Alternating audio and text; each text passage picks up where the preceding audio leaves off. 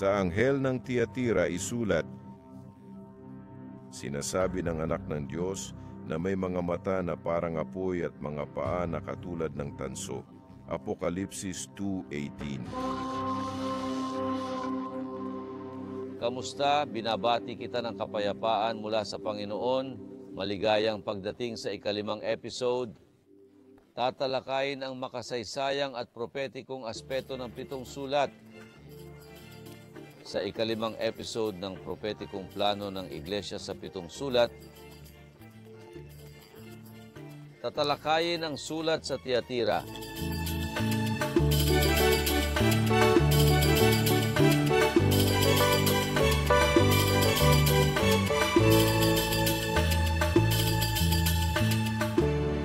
Ang panahon ng Tiatira ay mula 30 hanggang 90 hanggang 1530 pagkatapos ni Kristo. Ang lipunan ng Tiatira ay may 2 natatanging uri ng tao.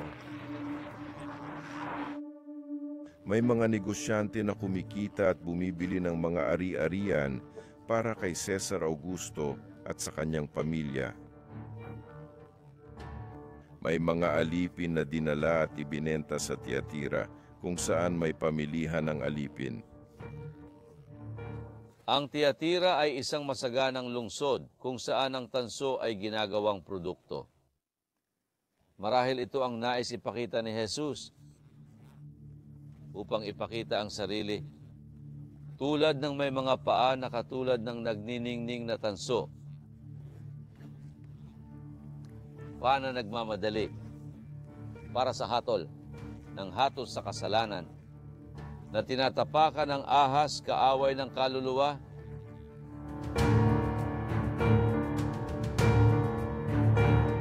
Tiatira ay lungsod ni Alexander. Sikat ito sa kalakalan at industriya ng purpura. Mga tela ng kulay purpura. Nabanggit ang Tiatira sa mga gawa 16:11-15.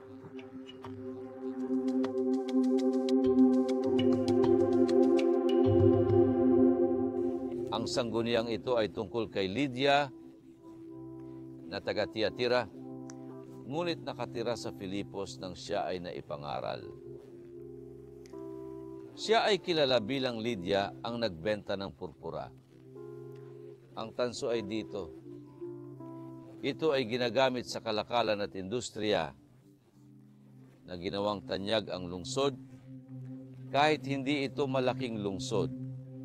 Ang Tiatira ay nangangahulugang sakripisyo. Ito ay tungkol sa panahon ng gitnang panahon, kung kailan ang pagsamba sa mga idolo at ang pag-uulit ng sakripisyo ni Jesus. Katumbas ito ng pagbabago ng halaga ng sakripisyo sa Calvary. Ang pagbabagong ito ay nagbago ng kalooban ng Diyos para sa tao.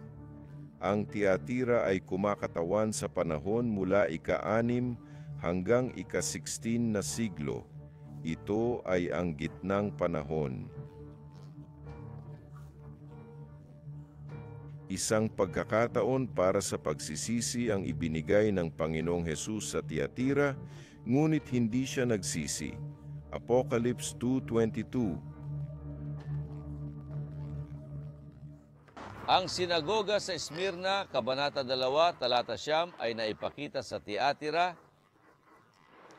dahil nagdadala ito ng sistemang liturhiko mula sa lumang tipan na binibigyang diin ang teksto ng Biblia at inaalis ang sakripisyo ni Jesus. Ang liturhiya ng pagsamba ay para ipakita na si Jesus ay patay.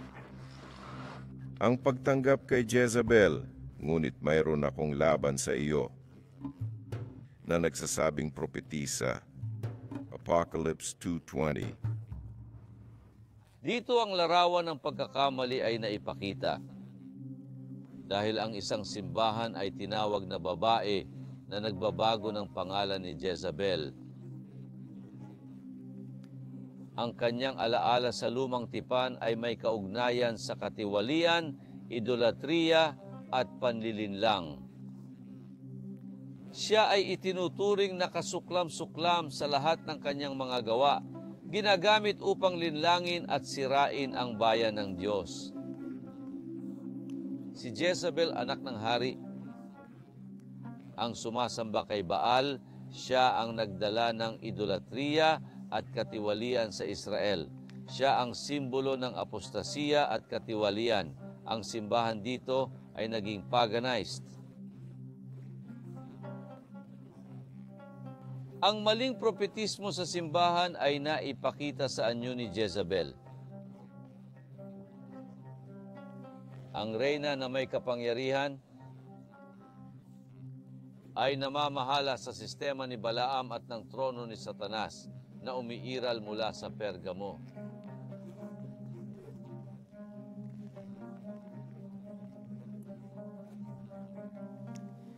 Sa panahong ito, ang maling doktrina, mga doktrina ng lumang tipan, ang mga gawa sa halip na pananampalataya, ang tradisyon sa halip na Biblia, ang material na kaharian sa halip na espiritual. Ang idolatriya, ang pagnanasa sa pagpatay na ipinakita ng paganismo laban sa simbahan. Ngayon ay pinukaw ng babae si Jezebel. Siya ang nagtatag sa ikalawang milenyo ng pagmartir. Ito ang panahon na tinawag na Inquisisyon.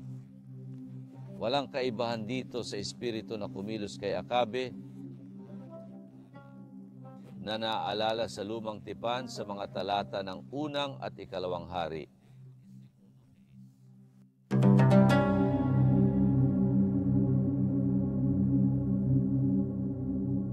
Ano ang ginawa ni Jezebel ayon sa Apocalypse 2:20? Bilang reyna, inagaw ni Jezebel ang trono. Nangunguna sa politika upang makialam sa bayan, lalo na upang iligaw ang bayan.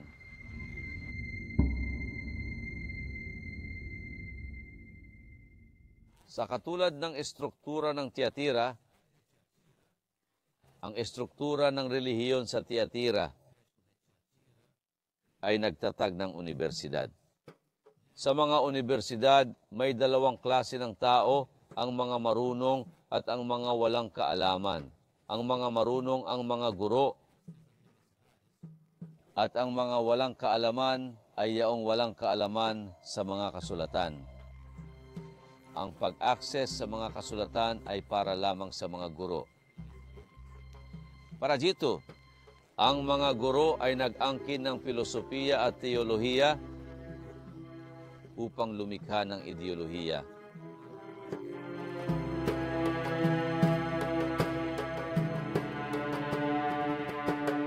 Ang doktrina ng Tiatira ay nagsasaad na ang lahat ng kaalaman ay dapat gamitin para sa interes ng relihiyon.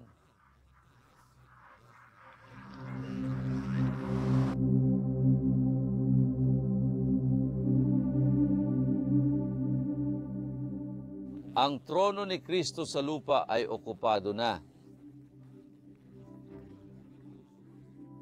nag-aangkin ng infalibilidad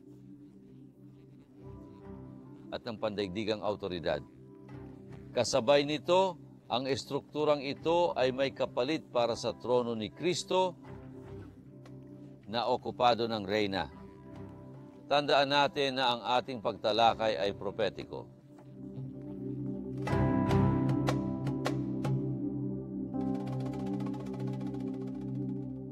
Ang sistema ng pamahalaan ay relihiyoso na itinatag ni Gregorio Pio ay nagtatakda ng pagkakasunod-sunod. Ang sistemang ito ay may karapatang makialam sa politika gamit ang espiritual na kapangyarihan para sa mga sakramento at kapatawaran ng mga kasalanan. Sa talatang 24 ng Apocalypse 2, binanggit ang terminong doktrina.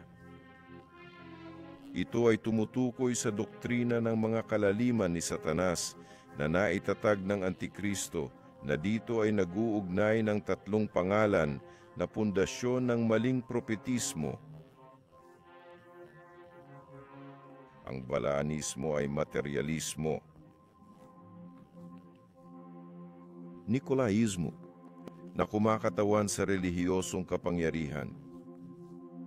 Ang Jezabelismo ay kapangyarihang politikal. Ang lahat ng aral ay nagiging walang halaga sa sakripisyo ni Jesus sa pamamagitan ng mga gawa, liturhiya at idolatriya. Tingnan ang ugnayan ng lebadura at sulat kay Tiatira. Ang kaharian ng langit ay lebadura. Isang babayang kumuha ng lebadura hanggang sa ang lahat ay mapuno ng lebadura. Mateo 3:23. Ang tatlong sukat ng harina, ang tatlong sukat ay Trinidad. Una, sa Efeso, ang doktrina ay itinatag, salita ng Ama. Sa Esmirna, ang doktrina ay isinasagawa, muling pagkabuhay ng anak. Pangatlo, Pergamo, pananampalataya, pinagtibay ng Espiritu Santo. Ano ang nasa libadura ng babae? Ito ang tanong. Apocalypse 2:20. Turuan at linlangin ang aking mga lingkod upang sila'y makiapid at kumain ng idolatriya. Una, turuan at linlangin ang aking mga lingkod. Simbahan ng mga tapat ay humarap sa pagtutol sa doktrina. Ang simbahan na ito ay Efeso. Pangalawa, kumakain ng idolatriya. Simbahan na hindi tumanggi kay Jesus. Ito ay nangyari sa Esmirna. Pangatlo, makiapid. Simbahan na hindi iniwan ang pag-ibig na si Jesus upang palitan ng ibang pag-ibig o tagapagligtas. Simbahan sa Pergamo, liturhiya sa Tiatira, kung saan ang doktrina ng damo at lebadura ay lumitaw, pinalitan ang katotohanan ng maling anyo ng isang lebedadong masa. Laban sa panahong ito ay upang linlangin at palitan ang doktrina ng simbahan sa Esmirna. Sa liham kay Pergamo, si Jesus ay nagbigay ng babala tungkol sa sukat ng lebadura ng babae. Ito ay ang koneksyon sa doktrina ni Balaam na naglalayong maglagay ng mga hadlang sa mga anak ni Israel upang kumain mula sa mga sakripisyo ng idolatriya at makiapid. Apocalypse 2:14. Lebadura sa Tiatira. Hindi ito ang bagong alak ng Pentecostes, ang Espiritu Santo mula sa loob palabas, kundi ang nagmumula sa labas papasok. Lebadura ng babae upang lebedahin at sirain ang tatlong sukat ng trigo. Hindi biyaya ang masa, isang sumpa, dahil ito ay kumakatawan sa mga inobasyon ng mga erehiya sa tatlong sukat ng trigo na umiiral na upang maasim ang masa. Sa tapang ang babae na kumakatawan sa isang hindi tapat na simbahan, naglagay ng lebadura ng erehiya sa kadalisayan ng kaharian ng Trinidad. Gaway ng espiritu ng konseho sa Tiatira, at siyang espiritu ng konseho ay mananatili sa kanya. Isaias 11:2. Ang focus ng Espiritu Santo sa Tiatira ay ang espiritu ng konseho. Konseho para sa mga tapat sa Tiatira, talata 25. Ingatan ang mayroon kayo hanggang sa ako'y dumating. Isang pangako sa simbahan sa Pergamo ng pagdating ng espada mula sa bibig ng Panginoon upang labanan ang mga umuusig. Apocalypse 2:16. Para sa simbahan na ito, may tatlong pangako si Jesus. Talata 24, isa pang pasanin, isa pang Tiatira, hindi ko kayo bibigyan. Pangako sa mga tapat na walang maling doktrina. Talata 27, kapangyarihan sa mga bansa. Kundi ang kapangyarihan ng Diyos sa Ebanghelyo na kayang umabot sa maraming bansa. Talata 28, ibibigay ko sa kanya ang bituin ng umaga, isang sanggunian sa milenyo kasama si Kristo. Ang lahat ng pangako ay tungkol sa milenyo kung saan binibigyang diin ng Espiritu Santo ang kapangyarihan ng anak ng Diyos sa mga bansa. Ang pangako ay salungat sa temporal at pampulitikang kapangyarihan na hinahangad ng isang hindi tapat na relihiyon dito sa lupa.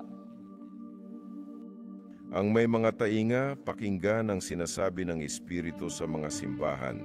Apocalypse 2:29. Ikalimang yugto. 7 liham at inaasahan namin kayo sa susunod na yugto kung saan ipapakita namin ang paksa tungkol sa susunod na liham sa simbahan ng Sardes. Hanggang sa muli at naway sumainyo ang kapayapaan.